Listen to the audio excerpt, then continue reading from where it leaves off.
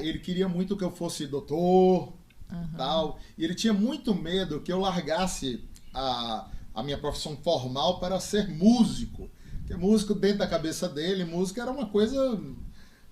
existia um preconceito, né, dentro da cabeça dele e na cabeça de muitas pessoas, aquilo que a gente estava falando antes, né? Existe um certo preconceito ainda, né? Músico... e você... Eu sou músico, meus amigos que vivem e trabalham de música. Você é músico, e você faz o que mais? Não, eu sou músico, né? Mas... Não, eu sou músico, entendeu? As pessoas não veem a música e a arte em geral como uma profissão, né? E dentro da cabeça do meu pai tinha isso. Aí eu toquei durante muito tempo escondido dele, era muito engraçado isso. Quem tava ao meu redor, todo mundo sabia. Eu fazia um barulho do inferno dentro de casa, os vizinhos reclamavam, mas ele não sabia. Imagina a dificuldade para esconder. Mas isso aí até eu entendo, também passei por isso aí, viu? Na verdade, assim,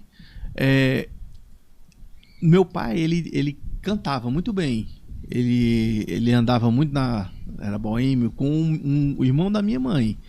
Eles andavam numa Vespa, né, que meu pai casou com a irmã do melhor amigo dele, né? Olha aí. E foi assim. Meu pai tinha uma Vespa e o meu tio meu tio tocava violão muito bem. Ele ia na garupa da Vespa, meu pai dirigindo, e eles iam fazer as farras, né? Então, assim, naquela época, década de 50, 40, 50, essa época aí, o boêmio, a figura do boêmio era uma figura vista como um cara farrista, entendeu? Então, assim, não era uma coisa séria. Então, até os músicos dessa época, eles influenciaram negativamente nesse ponto do músico como profissão, entendeu? Então, isso é um estigma que a música carrega ainda. Não só as artes, na verdade, né? Então, assim, agora cabe aos músicos, né, desmistificar isso. Então, provar que a sua é uma profissão digna, que você merece o respeito, que você é um trabalho, entendeu? Para as pessoas enxergarem isso. Mas, assim, depende do próprio músico. É como eu sou médico, mas se eu chegar lá bêbado para atender no meu consultório, como é que vai ser? Tu tá entendendo? Então é isso que a pessoa tem que ver. Então teve aquele esquema também, a música passou por um tempo, aquele esquema de Woodstock, né, que era a liberdade, que ela era reprimida e aquilo tudo. Aí foi um lance de drogas, de álcool, sexo desregrado, aquela coisa que foi um negócio que estava reprimido, que explodiu. Então, quantos talentos se perderam por conta desse falta de disciplina, assim, do equilíbrio dentro da profissão? Porque não tem nada, o cara pode usar o que ele quiser, beber o que quiser, mas tem que entender que quando ele tá na profissão dele, fora daquilo ali, ele pode fazer o que quiser, mas no dia que ele for fazer um show, tem que estar direito, tudo certinho. Acabou o show, é outra coisa, entendeu? Então, para não passar isso, aí é para macular essa imagem do músico, né? Tem um cara que eu admiro muito, que é o Arthur Menezes. O cara, ninguém precisa falar do talento dele, é unânime, é um monstro na guitarra. Certeza. E o Arthurzinho é um cara que tocou na de blues em quando, desde o começo, eu acompanho ele desde novinho, entendeu? E o Arthur era um cara focado, um cara muito inteligente, né, que fez uma opção na vida dele, vou ser músico, e focou e tudo, e ele é um cara que zela pelo profissionalismo, entendeu? E as coisas vão funcionar assim, entendeu? Se você focar e zelar e realmente tratar como uma profissão, vai dar certo, entendeu? Então eu digo assim, que às vezes essa falta de regra, assim, às vezes a gente perde muitos talentos, entendeu? Muitos talentos foram perdidos, né? Às vezes por um detalhe, né? Mas enfim, a gente passa por isso. Inclusive tem uma coisa engraçada, quando eu fui fazer, eu sou cirurgião de mão, né? Eu fiz ortopedia e sou cirurgião de mão, é a especialidade que eu faço hoje. Quando eu fui estudar cirurgia de mão lá em Belo Horizonte, eu fui estudar nos melhores locais do Brasil. Eu me lembro quando eu estava faltando uns 2 dias para eu viajar, meu pai me chamou no canto, aí disse assim: meu filho, eu vou lhe pedir uma coisa. Eu diga, pai. Eu digo: meu filho, eu vou te pedir uma coisa. Quando chegar lá, não diga pro seu professor que você toca, não. Ele disse desse jeito. Aí eu ri assim, disse: que é isso, pai? E por incrível que pareça, quando as pessoas souberam que eu tocava, a gaita, eu posso dizer assim, que ela me abriu dentro da medicina muitos espaços. entendeu? De chegar em algumas pessoas, de fazer amizade, entendeu? A gaita foi um elemento fundamental para que eu... Claro que você tem que se desenvolver, mas ela abriu portas para mim, entendeu? Aí é que entra aquele lance, né? Agora vem a parte do que a gente estava falando, do cara que toca e... Quando eu falo toca, é buscando um primor no tocar. Não é só de lazer, já passa a ser uma coisa mais séria. Se focar num trabalho é uma coisa mais séria. E você tem a sua profissão, né? Aí, meu amigo, existe esse paradigma. Porque chega um ponto que os caras da tua profissão, meus amigos médicos, às vezes, eles olhavam na bandinha dos meninos, entendeu? Até você ter o reconhecimento daqueles caras que você é um bom músico e é um bom médico, entendeu? Isso aí é dureza. Você tem que conquistar, isso é o tempo, entendeu? Você tem que ter paciência, porque às vezes acontece isso. O cara que toca, vem aquele velho fantasma, né? E o cara fica assim, mas você tem, por outro lado, mostrar que não, que dá para ser os dois. E dos músicos também, entendeu? Então você, às vezes, no meio de músicos feras, eles consideram, ali é só ele tá tirando uma onda e tudo. E muitas vezes acontece isso de você encarar com mais seriedade do que até as próprias pessoas que só vivem disso. Entendeu? E aí só toca por menos, não sei o quê. E às vezes a gente toca mais porque gosta. Sabe? A gente tem que ter esse cuidado até você conquistar. E se você tocar e tocar com o pessoal, isso é dos dois lados, entendeu? São esses desafios assim que eu vivi. E que a gente vai levando, administrando, entendeu? Mas é legal, faz parte, entendeu? Eu também vivi muito isso, né? Dos dois lados também. E era engraçado, comigo acontecia durante um período da minha vida, eu tocava numa banda de rock e, tipo, o figurino da banda de rock era uma coisa mais despojada e tal, boné que eu gosto. No meu dia a dia, quem me conhece sabe que eu gosto de usar um boné, eu gosto de camisa preta e tal. É uma coisa minha, né? A banda de sertanejo, que tinha todo um indumentário. Eu toquei numa banda com um músico muito bacana lá da Bahia, chamada Paulo Raio. E era bacana, era muito legal. A gente fazia um som meu country, sertanejo. Eu botava umas guitarras Eu estava até falando antes aqui de começar que eu revolucionei o trabalho dele, porque eu trouxe as guitarras de rock para o trabalho dele, que era um trabalho mais tradicional.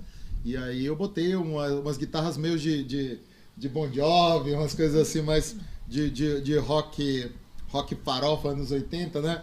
Que eram mais trabalhadas e tal.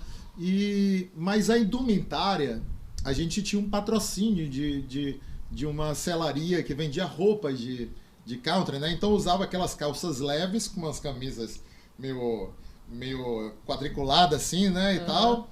E botas de cowboy com chapéu de cowboy. Então era muito engraçado, porque tinha gente que me via no show de rock e olhava assim. Aí quando chegava lá, cara, é o mesmo cara, é? Aí durante o dia ele se encontrava comigo, eu de paletó e gravata, porque assim, as pessoas não identificam que, por exemplo, dentro da minha profissão, é quase que uma obrigação para você ser reconhecido.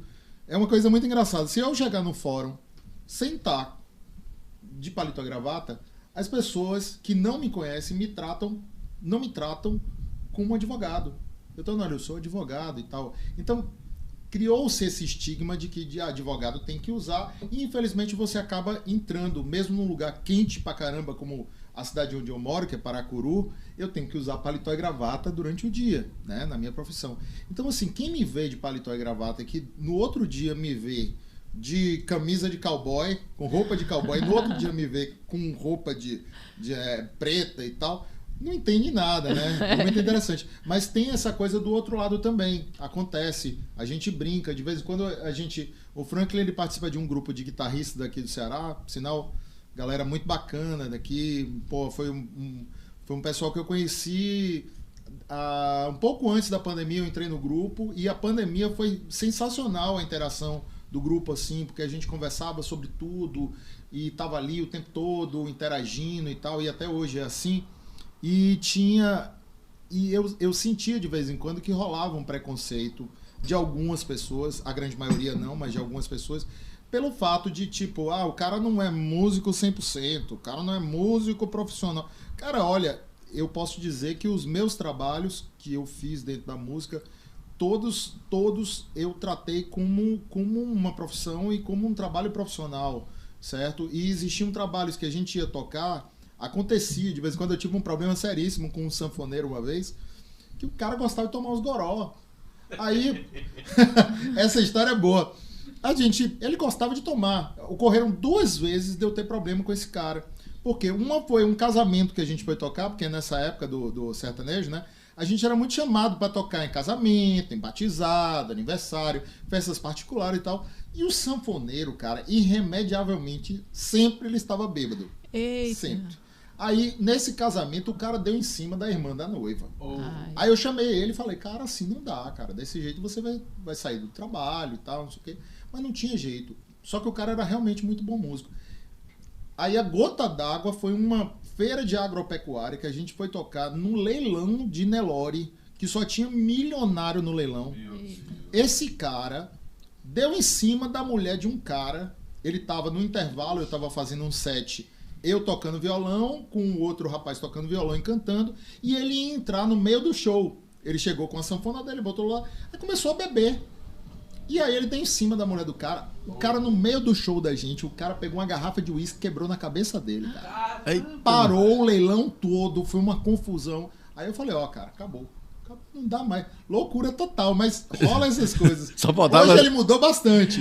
Hoje o cara tá bem mudado. Mas só faltava o cara ter tomado umas, aí o cara levantava a mão, deu um lance. Aí lá eu o cara, tá vendido pro cara ali no sanfoneiro da banda. Acabou o cachê do cara. Rapaz, ele ia precisar de uns 2 anos de cachê pra poder pagar um boi daquele. Cara, era muito legal. Mas rola isso mesmo. Rola essa coisa do preconceito de lado a lado. Mas ao mesmo tempo abre muitas portas. Como o Diogo falou, abre muitas portas. A música, quem me conhece sabe que eu toco assim, fala, pô, que bacana e tal. E aí quando vê tocando, fala, pô, que massa, cara.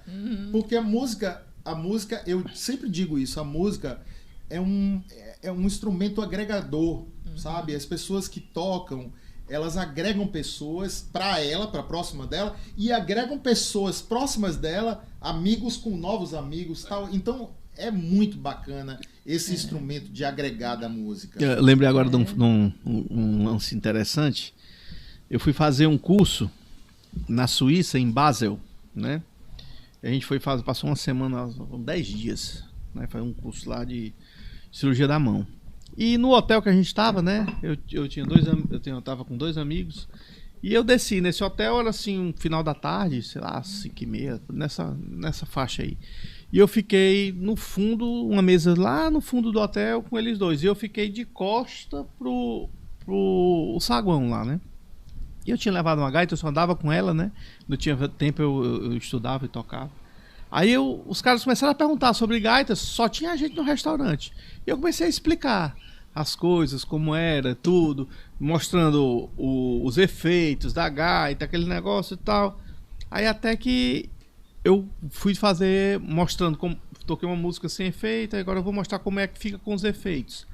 Aí eu toquei a música, tá? Eu toquei uma música toda, chama Come On My Kitchen, uma coisa assim. Acho que é do Robert Johnson essa música.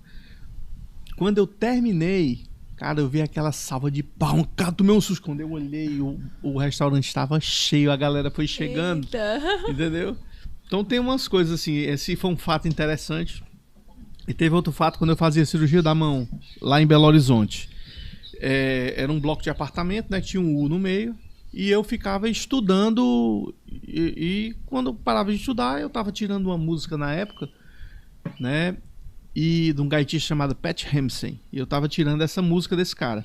E era um slow blues, né? Eu tocava um pouco, aí parava, depois eu parava e voltava a estudar. Quando chegava 10 horas, perto de 10 horas ali, eu já parava de tocar. Aí teve um dia que eu estiquei um pouquinho. Tava quase 10h30 e eu tocando. Aí quando eu toco a campainha, aí eu digo, vixe, era o vizinho assim da frente do andar de baixo. Quando eu olhei, eu disse, vixe, o cara vai reclamar, né? Aí eu já fui abrindo a porta pedindo desculpa pra ele. Cara, desculpa. Eu disse, não. Eu vim aqui lhe agradecer. Eu tô passando um momento muito difícil na minha vida e eu venho escutando a sua gaita toda noite, tem me ajudado muito. Eu queria lhe agradecer. Cara, aquele negócio ali foi inusitado, assim, entendeu? Assim, a gente não tem dimensão do alcance desse dom que Deus te deu, da tua arte. Então a gente tem, por isso que eu digo, a gente tem que ter um certo zelo por isso, quando a gente está num palco tocando, porque tem muita gente que vai tocar ainda, que vai se inspirar. Quem sabe você tocando ali, e aquilo ali vai, rapaz, eu quero tocar isso, entendeu? Então, quer queira, quer não, você está numa vitrine e você pode ser exemplo para alguém. Entendeu? Então é muito importante a gente ter esse cuidado com a arte. E quando você está em evidência lá, você, além de você tá dando o seu melhor, é o seu sustento e tudo, você tá alimentando o sonho de muitas pessoas. Entendeu? Então, às vezes, a gente tem que ficar ligado nisso. Sabe? Tem gente que a gente não tem nem noção do alcance de um show que você faz. Às vezes, você vai no festival, às vezes até num barzinho, você não sabe. Você não sabe. Você tá curtindo ali, mas você não sabe. Às vezes vem aquelas pessoas pediam um autógrafo, uma coisa, cara, tenha paciência. Às vezes você tá querendo pilhado pra sair, que tem que outra gig, outra coisa, a pessoa quer conversar um pouco. Tem um pouco de paciência e converse, porque ali aquela pessoa, você pode ser exemplo. E do mesmo jeito que você pode ser exemplo para estimular, você também pode ser exemplo para desestimular. E que a gente não seja pedra de tropeço para ninguém, entendeu? Fato. Isso acontece muito. Cara,